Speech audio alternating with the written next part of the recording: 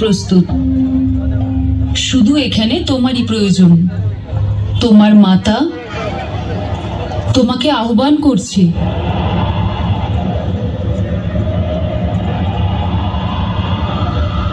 এসো পুত্র।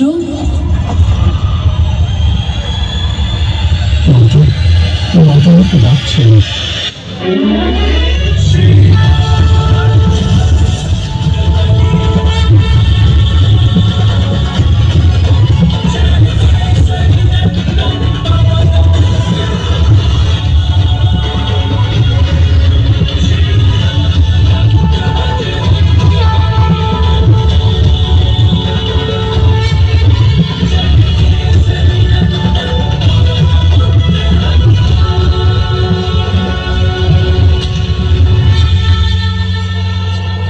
জয় শ্রীরাম।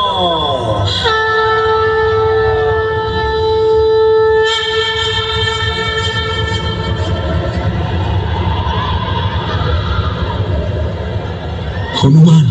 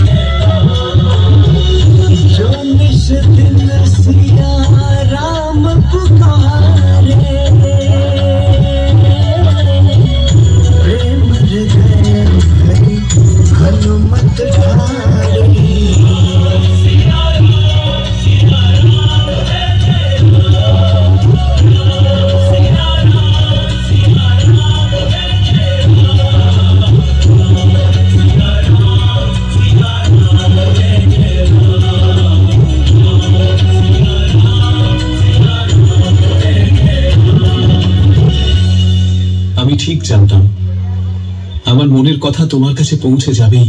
প্রভু, আমি হলাম বনবাসী বানর। আমি প্রভুর মনের কথা কি করে বুঝতে পারবো? আহ্বান সেই করেছেন যিনি আপনার মনে বাস করেন। মাতা জানকী আমাকে ডেকেছেন প্রভু। সীতা? হ্যাঁ।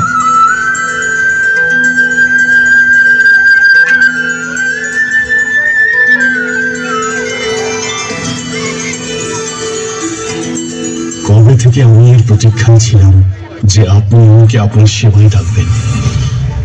ইচ্ছে ছিল প্রভু রাম এই সংসারে আসার পরে আমি ওনাকে প্রথম দেখব।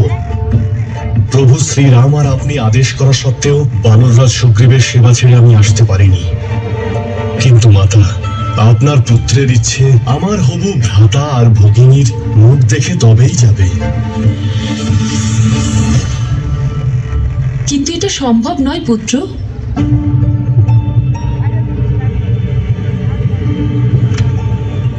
কেন মাতা?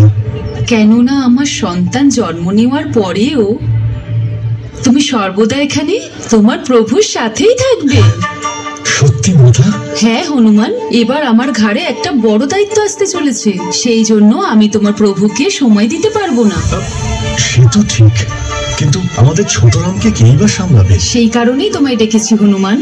আমি যতদিন না ফিরছি তোমাকে ছায়ার মতন শ্রীরামের সঙ্গে থাকতে হবে। প্রতিদিন, প্রতি মুহূর্ত ওনার সম্বল হয়ে থাকবে। থাকবি তো? কথা দাও কোনোদিনও ওনাকে একা ছাড়বে না।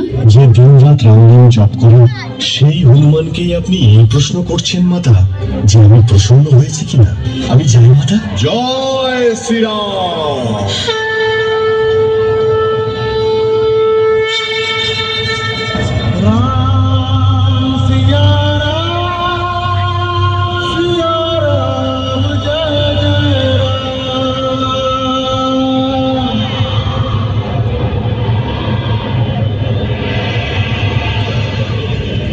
সীতা, ভোজন প্রস্তুত আর্য। আহার্য আজ নিজে বানিয়েছি। আসুন।